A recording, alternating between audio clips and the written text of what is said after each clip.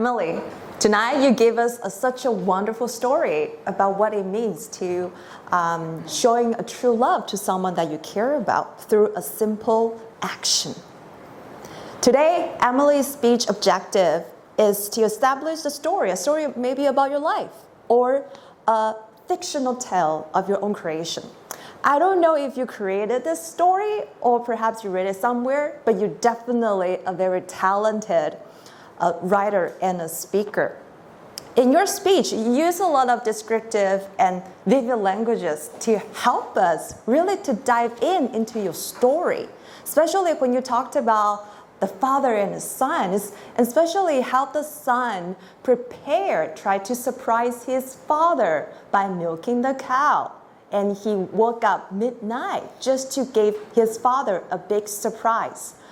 And also, I love how you express and deliver the speech with your tone, with a role play, and a dialogue. And I love how you use the sound full step, just to slowly and now awaken the family awake so the son can milk the cow.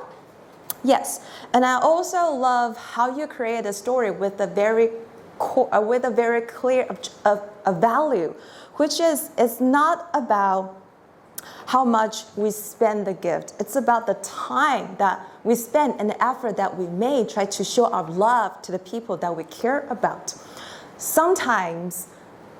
A lot of times, we always wanted to have that person to do it for us first instead of taking the action.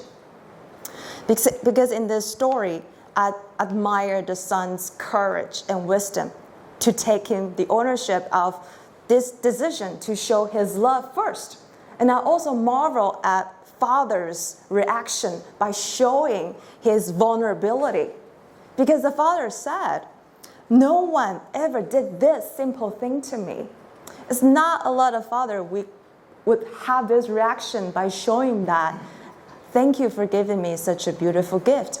And then that kept me keep wondering, what about me? Is there anyone, and how can I show this love to someone that I care about? And that is the point that I will press on, is maybe you can create this question to encourage the audience to think about in your life. What exactly this gift of true love mean to them? And is there anyone that they will want to give this gift to? And how, in what way? Because I think that will definitely help us to care about those people around us, and also help us to love those people that we care about. And the second point is, I'm very curious about how this story means to you. Because you have 1 minute left.